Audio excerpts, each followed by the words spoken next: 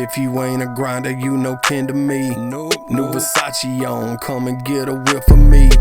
Flexing on these haters like my name was Mr. T. What else? This motherfucker slapping, call it Twisted T. Need a verse, shit, that's 250 or 10 to 3. Get it? Running to the bread like King Henry in Tennessee. It's got a death wish as soon as I go pick a beat. Yeah, this motherfucker slapping, call it Twisted T. ChadArmesTV, shout out to my steering wheel cover. Rest in peace, Worm, forever Whizzle. I'm going to be doing a series of videos as well, basically talking about my relationships with artists that I've had in the past, Jelly Roll, Worm, and artists like that. I also am going to be breaking down how ChadArmesTV got started and, you know, past music and things like that, to try to give people an idea and an insight as to how long I've really been doing this, and just to give people more insight of me, because there's a lot of people that are new to this channel because of the stuff we did for Worm, salute to y'all, that are not really hip to me as much as far as an artist or just who exactly I am too. So I figured this would be a cool little series to do as well. So we'll just start out like this, man.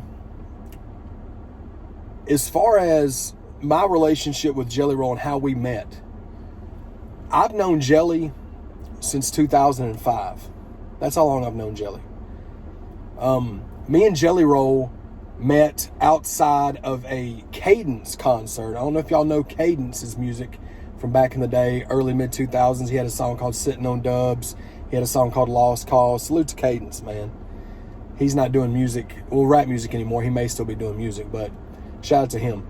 We were outside of a Cadence concert, and at the time, I had a camp that was called Lyrical Royalty Entertainment, LRE. Okay, I started Show and Prove in 2006, but LRE was 2003, 4, and 5 as the camp. It was me and a group of my friends, Brandon E, The Truth, Pudgy, Rage, Casper, Wicked. There was a bunch of us. Okay, it was a group of us. Well, I still keep in contact with all those guys today still. I'm trying not to say as much. Salute to Squints for calling me out on that. So we met Jelly outside of there, right? And just got to shooting the shit with him. This is when Jelly Roll had put out Gambling on a White Boy Volume 1, but he was real big on the freestyle circuit back in the days when Jelly had the braids or the cornrows, whatever you call it, the long hair. And we just got to chopping it up with him, man. And this is when Jelly was charging for features and things like that, but it was early on Jelly Roll. This was before Halfway House. This was before Gambling on a White Boy Volume 2. This was before all that. And we basically shot the shit with him, got cool with him, and he came out to the studio in Greenbrier and cut a bunch of songs for us. Never charged us a dime for it. And that's how we became cool starting out. And in addition to that, as we did more songs together, which I've heard all the songs we've done, for the most part. A lot of the songs on the collection, that project that I put out, Chad Arms and Jelly Roll, the collection's on all streaming platforms. A lot of those songs we cut in 2006, 7, and 8, okay? So we were super cool doing music together. He was doing features for me and things like that. 2008 is when Jelly Roll was incarcerated. That's when I took over his MySpace page while he was incarcerated, and we were shipping out CDs. We were selling the Hate Goes On album. And the amount of time he was in there, I kept money on my phone. We kept in contact daily about, I can't remember if he went in 07 to 09. I think he went in 08 though. I don't think he went in, but I could be wrong. I just know during 2008 he was locked up. And that's what I did, man. I ran his MySpace page for him. I was shipping out Hate Goes On albums because the album never was actually released physically. So we had to do it our own way back then, right? And the moment that he got out, the day that he got out, we had gotten him a touchscreen phone, which were brand new. This was 2009, late 2008, early 2009. I want to say January of 09. He comes out of jail, and for 30 days, damn near, I was picking him up, taking him where he needed to go. And he said this in the Worm and Jelly Roll Show video, so this is not me just capping. Jelly said this, but I'm just trying to give y'all an idea of how far back me and Jelly Roll really go. And so we started doing that. Well, as soon as Jelly came home, he cut a verse for What You Doing, the song me, him, and High Roller Crush did. It's on the Follow the Drip mixtape I did. It's also on the collection. And then he did a feature for me.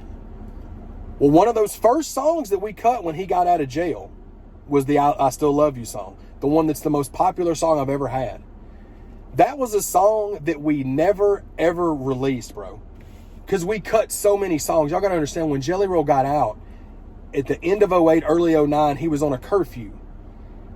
So we were having to go to the studio and cut all during the day, and I had to have him back to his house by 7 o'clock that night. So that's what we were doing for months. We cut all that music. We started cutting, well, to tie this in, that's the Jelly Roll. That's how we started. I knew Jelly Roll. I met Jelly Roll. ChadArmesTV started New Year's Eve 2008. I went and bought a Sony Handycam in 2008. And you can go back and look at the super cringeworthy blogs that I did in 2008. I almost deleted them, but I just can't bring myself to do it because it's part of my history, right? But they're so cringe. I thought I was so cool. There's another counter. So we started in 2008, last day of 2008. When Jelly got out, we started filming. We started documenting the footage at High Roller's house. It was like in Smyrna somewhere or something. We started documenting that, okay? Jelly started working on Gambling on a White Boy Volume 3, the one that had Here It Is, the one that had Thank the Haters, that had Man in the Mirror. So we're doing that, right? We're doing that stuff. And as we're doing that, we're at the studio one night, and he tells us about somebody he's going to bring over that goes by Worm. It's a guy he was locked up with. It's a guy that he's that's going to want to start doing music, okay? The Real Worm Volume 1, which is on ChadArmesTV, this channel, which everybody's seen. The first time I met him was the day that I filmed that. Whenever he introduces himself and he says USA Trap All Day or Night.com, whatever he says. That was the first time I ever met Worm. That was my first meeting with Worm. And that is how that started. Y'all saw it unfold as it was unfolding. So the Jelly Roll, let's go to the Jelly Roll Freestyle, behind the Jelly Roll Freestyle video it's done like almost 6 million views on the channel. It's the most viewed video on the channel. That was just another one of those situations where Jelly did that all the time, bro. And my camera died that day. He had did that 20 or 30 more minutes, but my camera battery died. And y'all got to realize something. Smartphones were brand new. There wasn't internet on smartphones like that, though, where you could just get on there and just do what you wanted to do. MySpace is what was popular back then. YouTube wasn't even monetizing on YouTube yet. We got on the YouTube game before all these people around here did. And you can look at the channel and see where I started the channel in 08.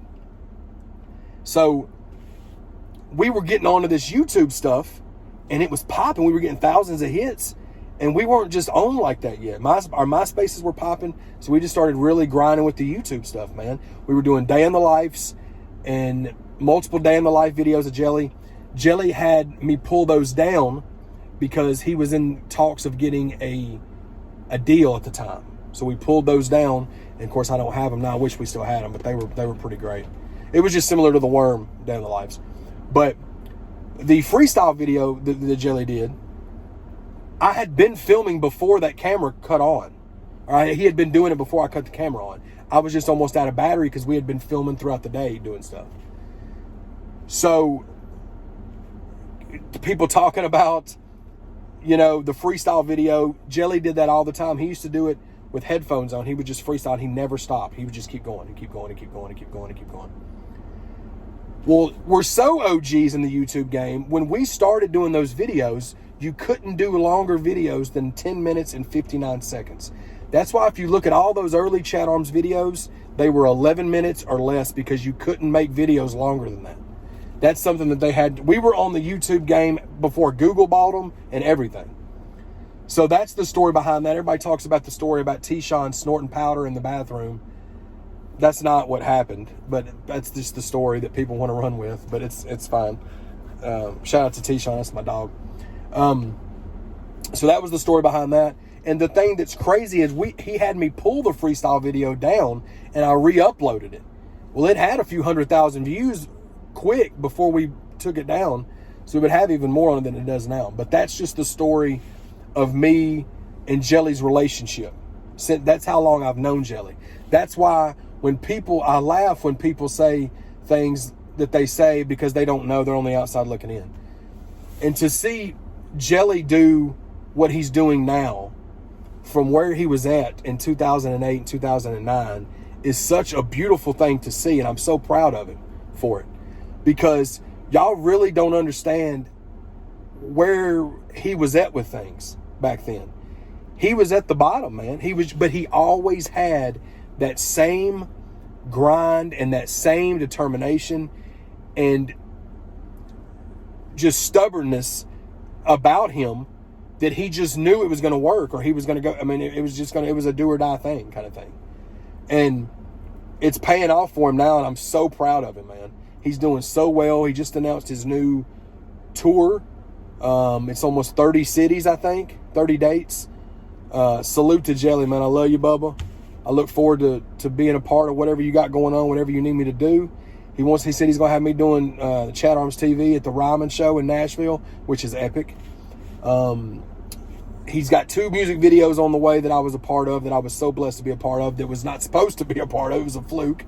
I was going there to hang out with him, and both times he wanted me to film behind the scenes, and then he was like, you want to be in the video too?